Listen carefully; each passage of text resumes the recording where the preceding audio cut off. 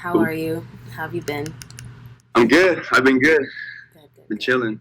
Tell me about yourself, like your name, where you're from, based, what you do, all that. All right. I'm Teeze, also known as Teeze. When I came to America, to New York, I noticed that people were pronouncing my name as Teeze. So with my artist name, I was like, keep it close to myself and let people know how you actually pronounce my name. So that was one of the, a little funny about that. I'm born and raised in Rotterdam, Netherlands. That's where I'm from.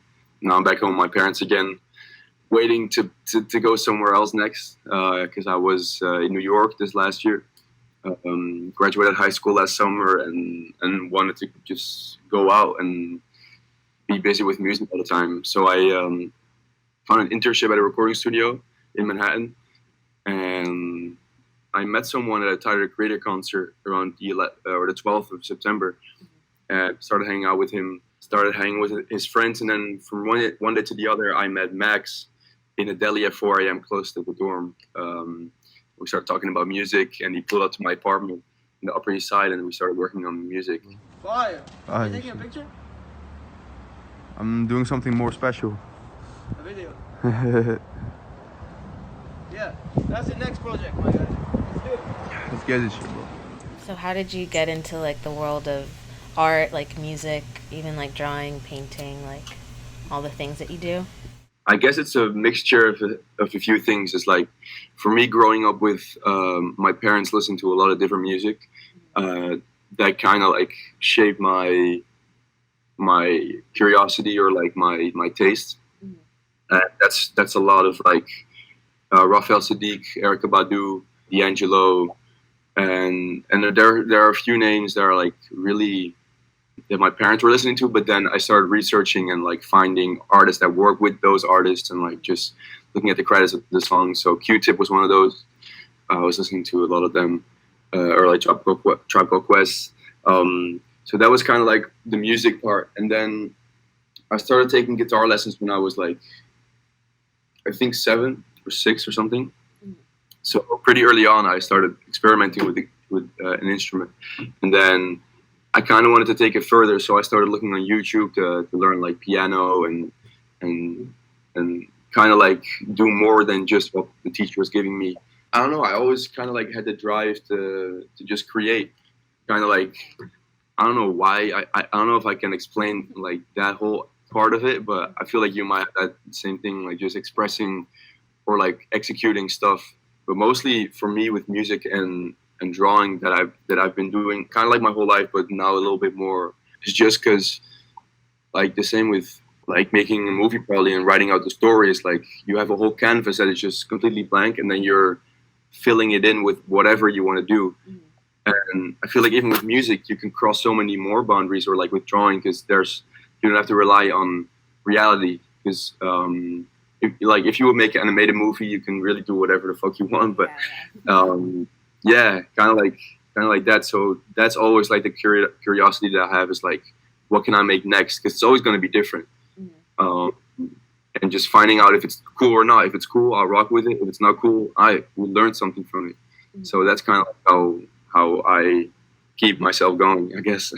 Can you tell me what MediTape is? All right. MediTape is my debut album as a producer, but I kind of don't like the name producer because people think of it as like the beat maker or like someone that just like does that. But I was really involved in the whole process of every song and sitting with the artists and like talking about what the story is we wanted to tell them. So the first song on the album is called Sunrise. Last song is called Sunset, and it's just a story of a whole day, basically in like an alternate world, like a world away from all the shit around us. Is a concept I came up with about 3.5 or 3 years ago. I started making beats when I was 16, and initially it was going to be a beat tape, so just a tape with like some beats that I make, and that was it. And then I met Max, who was with Wally together. They're Lashani and Lorex. They're the main characters of the album. And instantly, I was like, "Yo, do you want to be on MediTape?" And at the time, I was just trying to do as much shit as possible. And when I went to New York, I kind of wanted to bring something that I could transport or like take my equipment in. So I bought a little suitcase. Bought a little suitcase, and I started like traveling with it with my music equipment.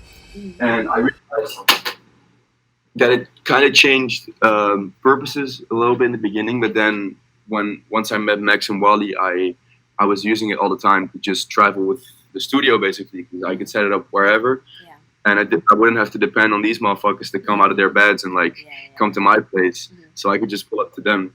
So that really sped up the whole process of the tape and the song. And eventually, throughout the year or throughout the months in being in New York, it got into a point where I was working with 19 other artists, and the album came to be with 14 songs, and there's a whole story behind it. Coming to New York in the first place, I couldn't have imagined how it would have played out, and yeah, right now it's been out for a month, and yeah, people seem to really like it, so that's really gratifying. Is like making music that we love, but actually seeing people enjoy it as well is the most beautiful thing. Something that I wrote down that I noticed in the beginning of After Sunrise, like where you're talking to the guy about like Q-Tip and A Tribe Called Quest, like how did that conversation come about? Like I'm assuming that was a stranger, but I don't know, I'm just curious. Yeah, so in the intro of After Sunrise, it's the second track on the album, you can hear a guy talking about hip-hop and we're trying to bring it back.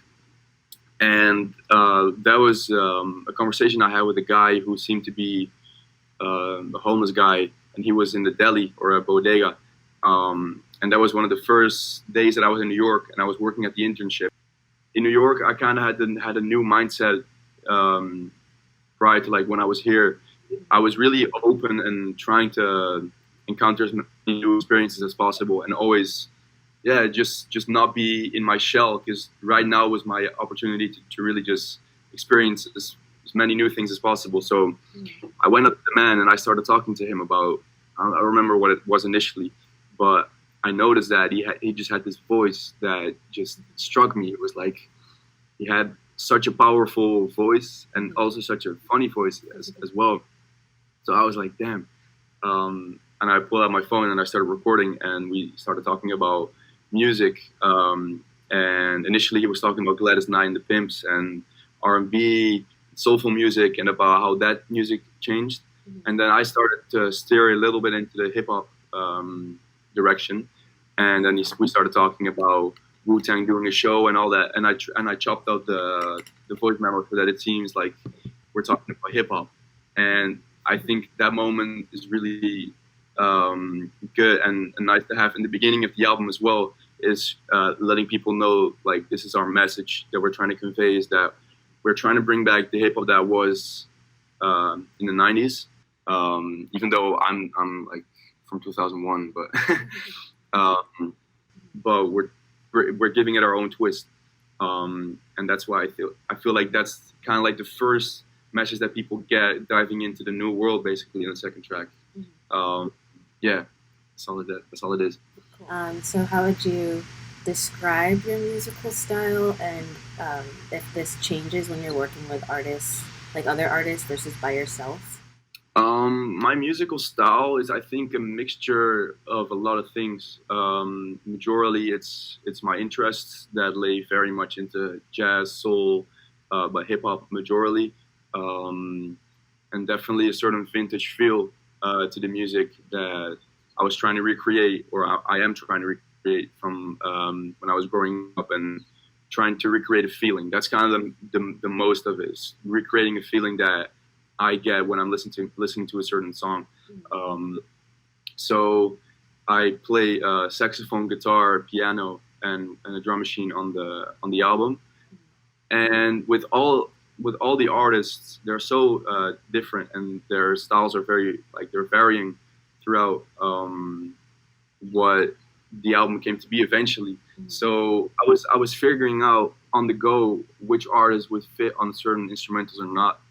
And that was really a learning process, because this is my debut album, as a producer, and Kickback was the first song I ever recorded with vocalists. So it was really just seeing what worked and what didn't. There were definitely certain versions of songs that didn't end up making the album because it was just not really aligned, or we didn't get that feeling, or I didn't get that feeling.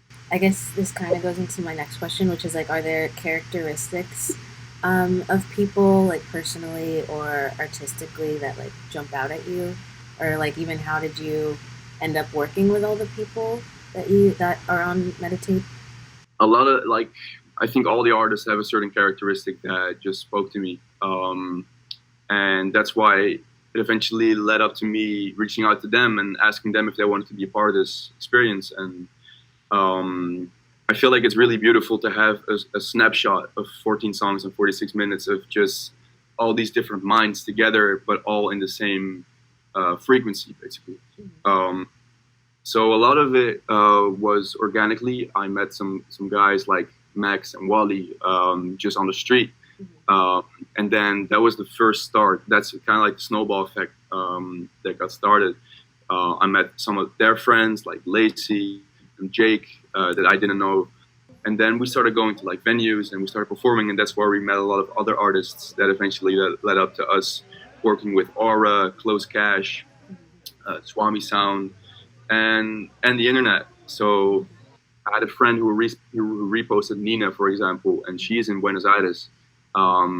So that was all through sending the beat to her, sending out ideas, a lot of voice notes, being like, "What if you do this with the melody?" And I was even singing, for example, to let her know kind of like what I was hearing. So I was singing on the beat with the voice note, like, "Yo, what if you do this run?" So it was really nice, just kind of like sparring and figuring out the ultimate product. Yeah, a lot of it was like I said earlier, just saying yes to a lot of opportunities and trying to be at as many places as possible. Because I could be in my apartment watching anime, or I would be in the studio somewhere with a totally random dude, where I would have no idea if it would be something dope, but I would know at least, and I would have that experience, and I would always learn something from it. So that was the biggest like mentality thing that helped me there. Yeah.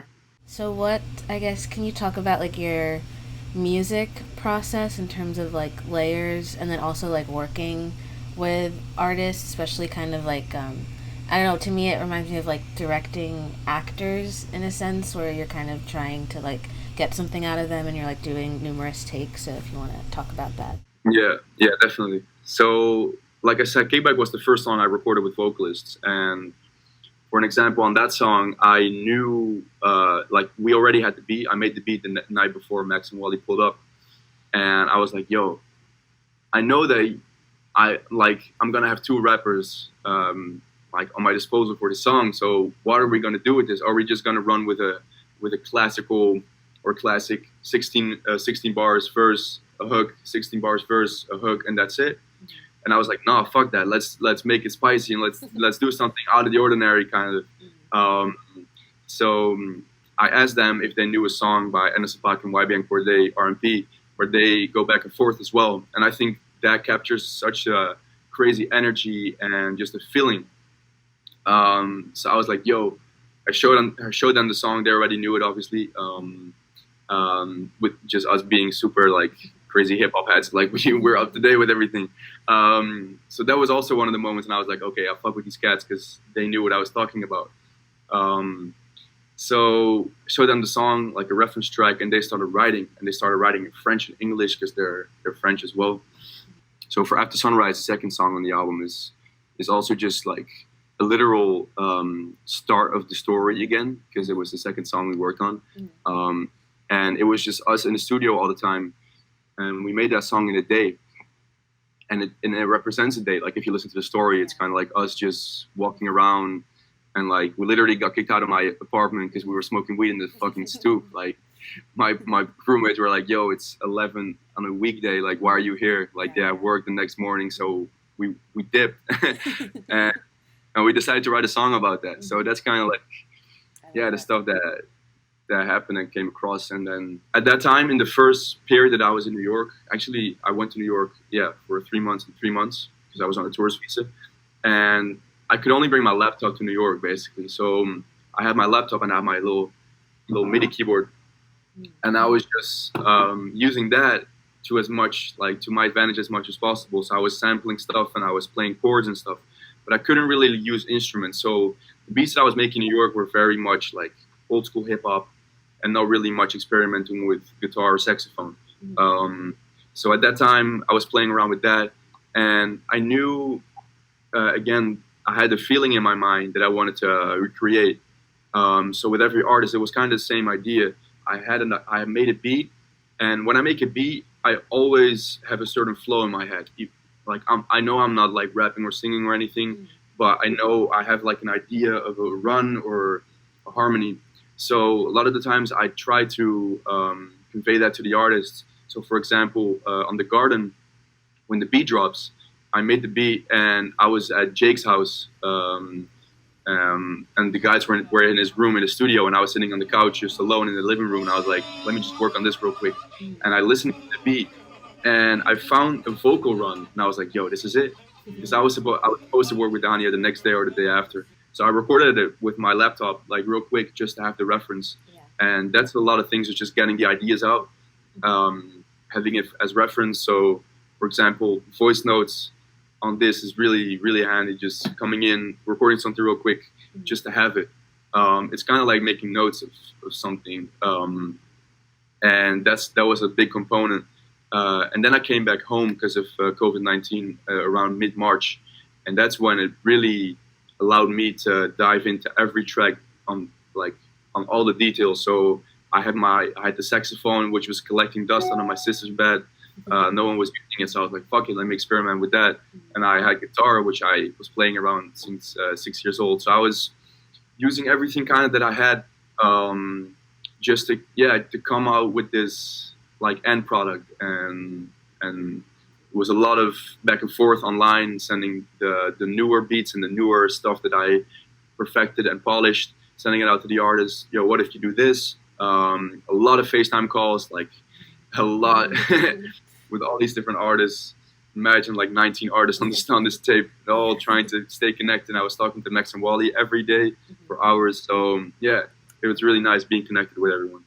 I guess in terms of like, because I feel like a lot of the artists that I know are like pretty like multifaceted, where we all like do all these different things. So do you consider yourself like a disciplinary or like multifaceted artist with like different instruments, like drawing, painting, like speaking different languages, that kind of thing? Mm-hmm. Honestly, like I don't really know what the fuck I'm doing most of the time. Like I know I play guitar since I was young, so I kind of like know some theory behind it, but I don't really know theory at all. Like I don't know how to read notes. I know some chords, but a lot of the times it was me and my room were like in New York, sampling most of the times. Like when I was in New York, I didn't have my guitar and saxophone, so I was just mostly, my laptop was my instrument basically. So I was on YouTube like most of the time when I would be back in my apartment looking for samples or like shit that I would chop up or something. And then here I started to experiment with my guitar and saxophone, trying to make sounds that work, that make sense. And that's kind of like how it came about. And pianos, I forgot about that. Yeah. What has it been like teaching yourself music and like experimenting, and how has that changed over time from when you started? Teaching myself music was really interesting because I was having guitar lessons, and on the side it felt like I was kind of betraying my guitar teacher because I was doing all this research on my own.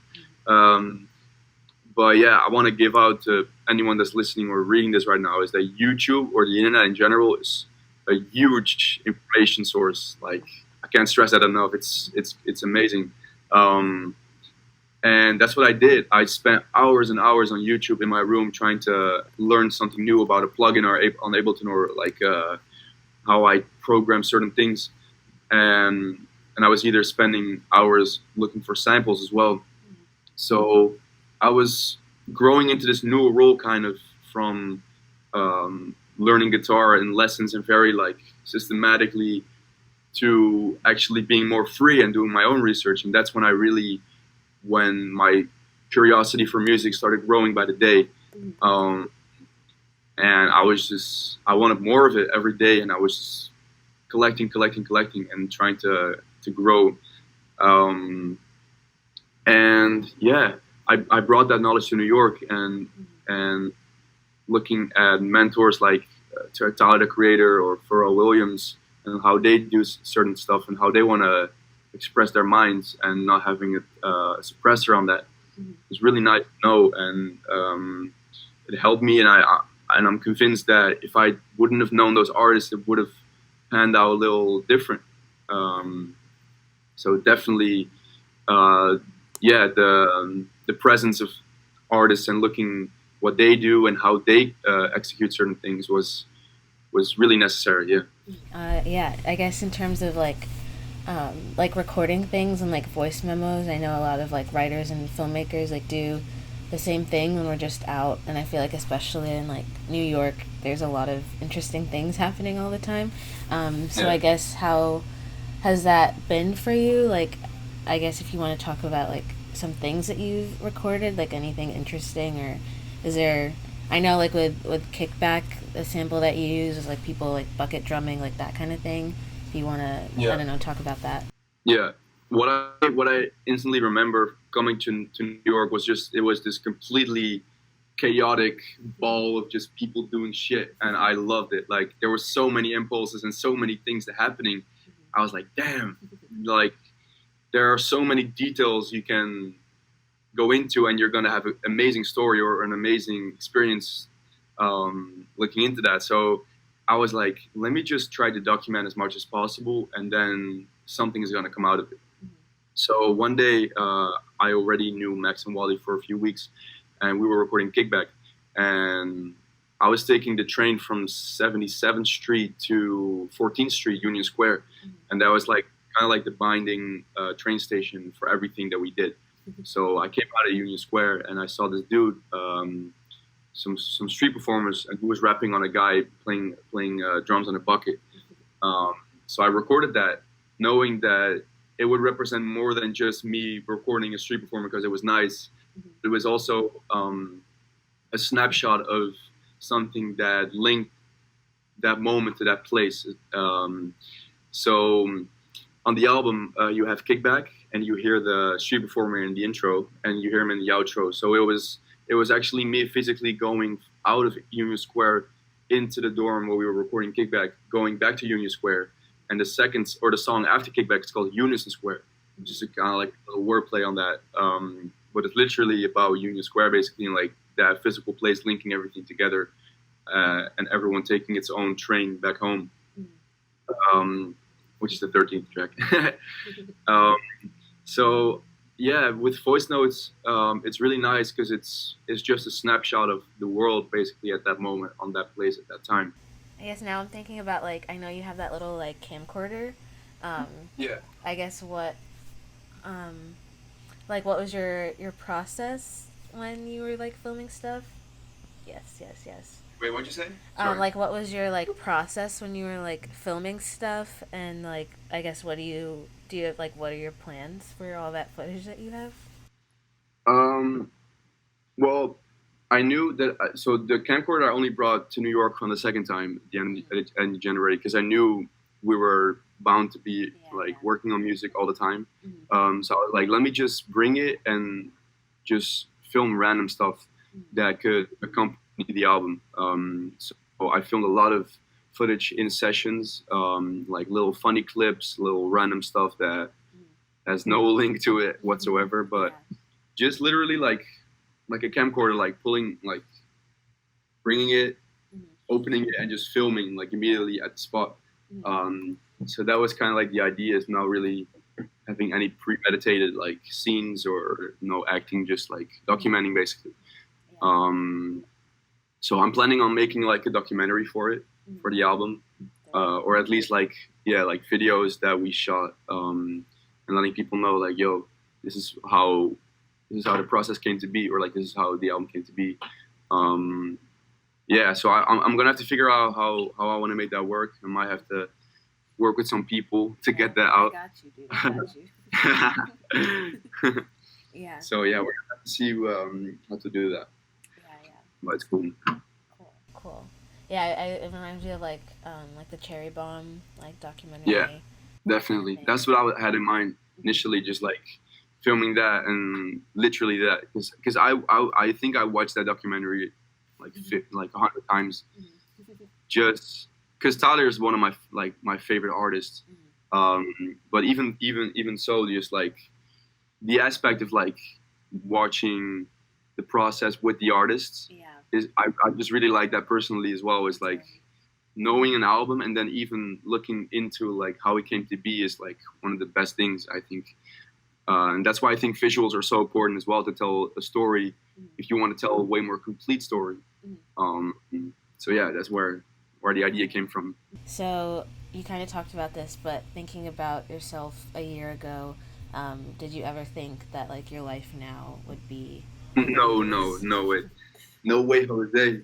Um, no, it was too wild. I was just at that point, literally at this moment, a year ago, I was going to New York in 2 weeks, and I had no idea. I knew that I was going to go to my uncle in Connecticut, and I was doing an internship at a recording studio, and I knew that I was going to do something because I had a certain mentality or like a certain tenacity of like I'm gonna come back, and I'm not gonna come back empty-handed. Like I need to have certain things learned or an experience or new people in my life. But at the time, I wasn't sure because I was doing at that point it was a gap year because I was not sure if I was going to study something else after that year. And this whole year proved that my love for music is huge, and I'm gonna be like I'm confident now. It was kind of like an approval of like affirmation, being like, "Yo, you have to keep going with this because people like it." And I knew that I liked it, but as an artist, you're an entertainer, and you gotta have to entertain people eventually to make your bread. It was that's the biggest blessing is like me knowing that I love this and that people love it as well. And that showed that year, especially when we just released Kickback, and people seem to really like it. I was like, maybe I got to do something more with this. So I went back to New York, and that's when the process just kept going and going. Yeah. I think it's really like cool how I guess like the way that you ended up meeting like Max and Wally, and then now you guys like went on a like road trip, and I don't know, it's cool to see.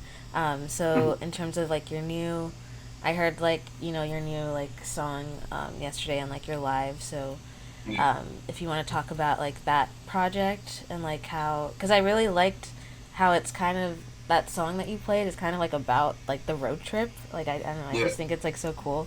So if you want to talk about like that process, especially like literally working on the road. Yeah, definitely. So we've been on the road. We've been doing a road trip. I just came home from it, so we were gone for a month. Lishani, Lorix, and Noga Bedo, who's on the 9th track. We drove off from Rotterdam, took my mom's car, and drove down to Paris, Puy-Balière, which is like a really small little town in central France, Saint-Bert, which is south in France, Les Talons, to Italy. So we were driving around in Paris, mostly France, and obviously with the four of us being artists, we brought our shit. So we brought recording equipment and my laptop and everything we needed, guitars, microphones. And we just started working on music. There was like a little balcony and it was beautiful weather. And we just sat out. And I grabbed the acoustic guitar that Max brought. And we were just jamming on the balcony. And there were like people in the street like jamming with us, like clapping and stuff. Like it was really nice. And that was the moment where I found like the chord progression for the song. I was like, okay, I fuck with this. Let's do something with this. So we were jamming, we were singing, kind of like figuring out the flows and stuff. And then that same night, I recorded the guitar like that afternoon, and we started like working on the hook. And that's me and Wally on the hook. We wrote it kind of like together, just freestyling off of it. So I've been experimenting with vocals a little bit more and like flows and stuff. So that was the second song we worked on. It's the single, but before that we worked on a dub song. I don't know if you know what dub is like a reggae, but then like with some electronic elements. That's cool. I've never heard of that. Yeah, it's super sick. You gotta look that up. It's, if you like reggae, it's really trippy as well. So that was cool because it opened me up to like trying to do more stuff, and that was kind of like what this tape was about as well. Was like just not thinking about anything, and just creating and like seeing where it goes and just running with it. So the tape is really about just like having fun with the homies and like working on some random shit. So it's gonna be an EP. It's not gonna be a 14-track whole story lengthy album, but there's gonna be a few tracks on it that are like songs, proper songs, and there are gonna be a few interludes as well, like just funny little snapshots of what happened basically. Yeah. I guess my last sort of question is there anything you hope for the future? Any projects that you haven't talked about already, or just anything else you want to talk about? Well, as of right now, I'm going to be studying in London, so I'm going to be living there. College is about 3 years, it's an undergraduate program, so I'm going to be there for a little while. And yeah, I'm just excited to go there and meet new people and make new music. I'm going to be living with Lorex, Lashani, and Feu, who's on Elevate, the 7th track. We're going to be living with the 4 of us for at least 1 semester, and I'm just really excited to just really be with those guys and make new shit. And I know I'm going to be working with Max Lashani on his solo album, which is called. I'm not supposed to say the name, but I mean, you know, we're just starting, so it's not a big deal. It's calm. And then I'm gonna obviously be working with Feu on an album together, and I'm gonna be working with Lorex on an album together, and just being out and enjoying that time. So yeah, right now I'm in Rotterdam, but I'm gonna be moving. So anyone who is in London reading this, hit me up. No, I'm playing, but yeah, I'm excited for that. I'm excited for the future.